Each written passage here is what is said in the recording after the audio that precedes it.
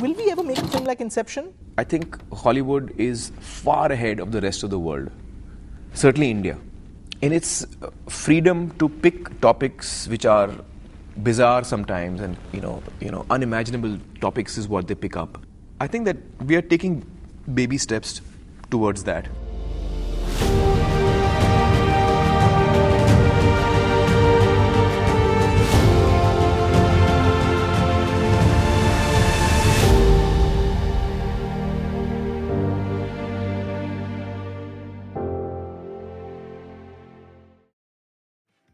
I used to tell my friends that superheroes are literally our mythical gods, repackaged in urban outfits to cater to the urban audience.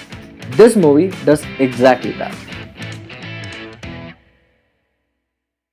By the time this video releases, the movie would have touched the 1000 crore mark. But beyond the commercial milestone, this movie has achieved another significant milestone.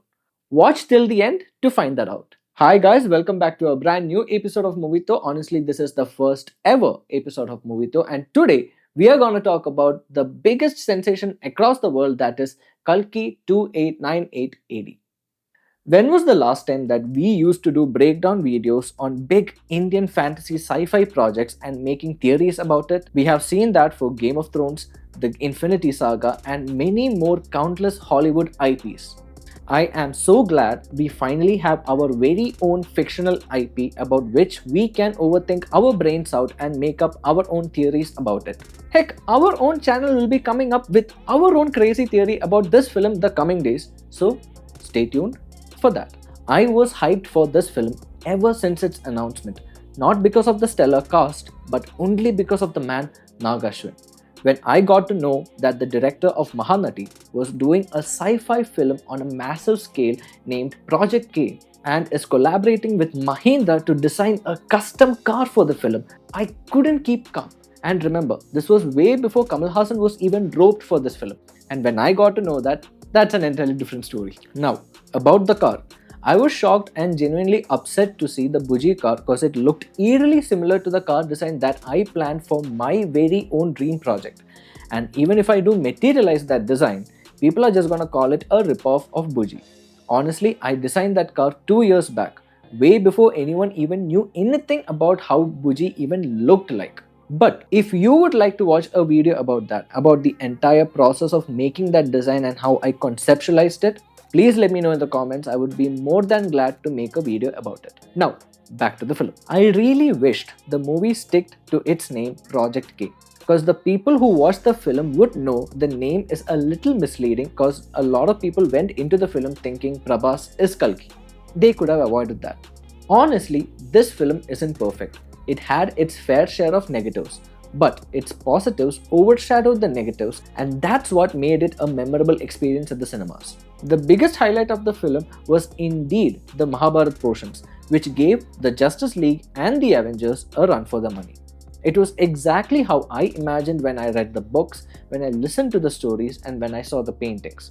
The weight of the epic was portrayed perfectly in that brief amount of time spent on it. The first half felt it could have easily cut and saved 20 to 30 minutes, as a lot of time was spent on unnecessary humor and filler scenes. If you can remove a scene and can narrate the exact same story, might as well remove it from the final cut. Because whenever the movie gets serious, it's an entirely different story. The world building done, the cinematography, the intricate details were to marvel at. The action scenes in the film were a hit and a miss. I felt the introductory action scene of Prabhas was way too dragged out, but the action scene featuring Prabhas and Amitabh in the middle of the desert was my personal favorite, as it just wasn't a battle of strengths from one weapon to the other weapon. No, it wasn't that.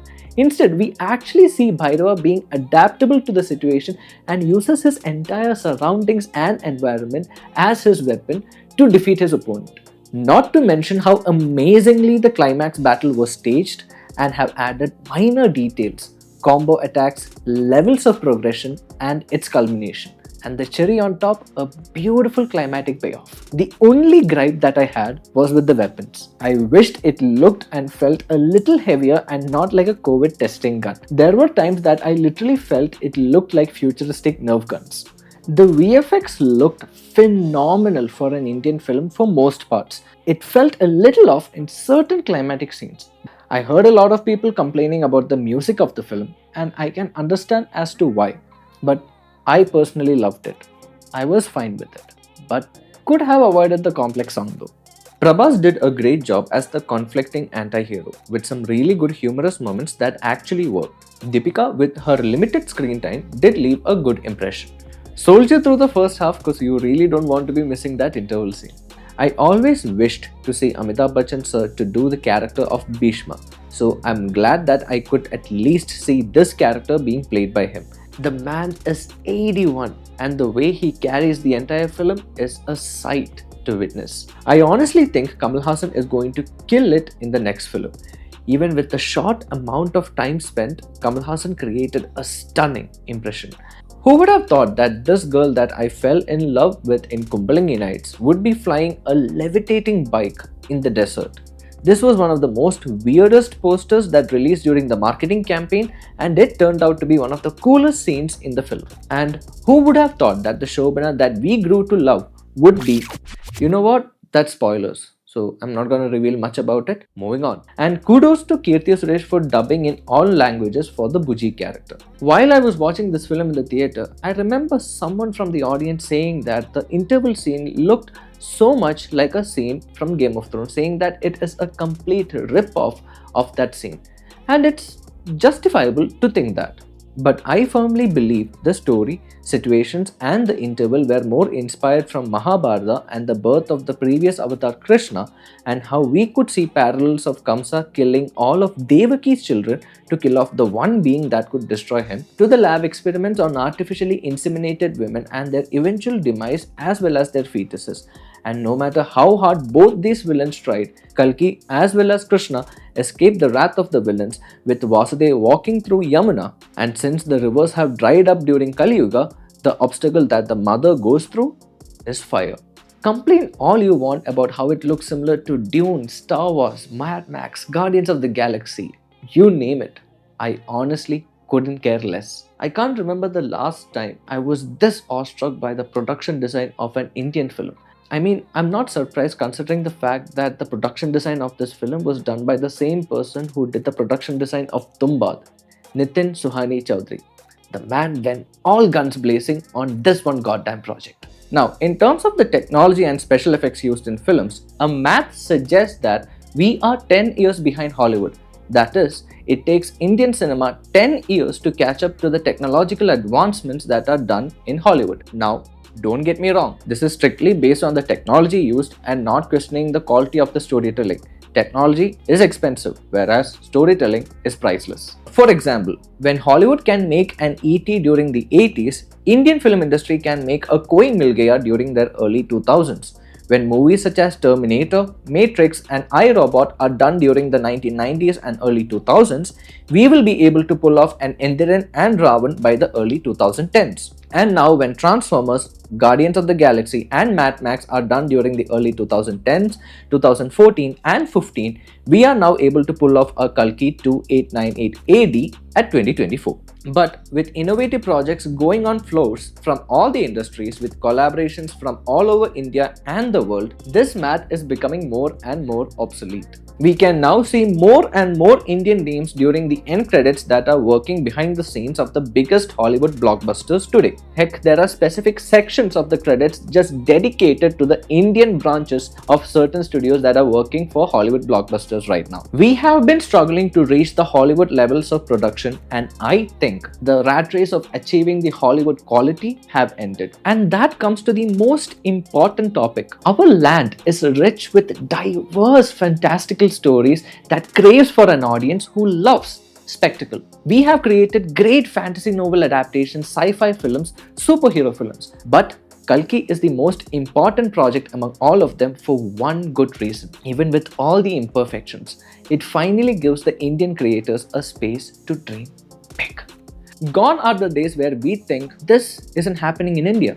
Because there was a time our biggest stars took big swings at VFX heavy, high concept projects, and unfortunately we witnessed them failing miserably or hardly recovering the production cost. We then saw them signing on to projects with more grounded, commercial mass action films with lesser VFX. And high concepts were only restricted to controlled, lesser budget projects where producers looked into maximizing their profits or minimizing their losses. The genre felt like a distant dream for the commercial space.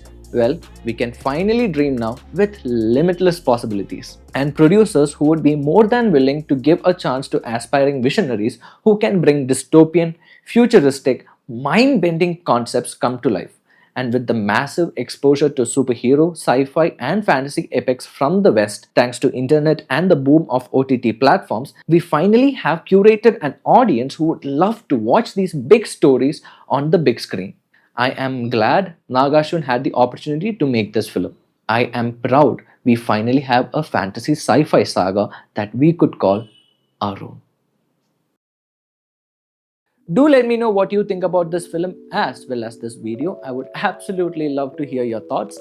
And this is my first ever episode in this channel, and this channel has been a massive dream of mine for a really long time. I would be coming up with a lot more contents the coming days, so your support really matters. So do subscribe, like and share, and thank you so much for watching. Until we see you next time, bye.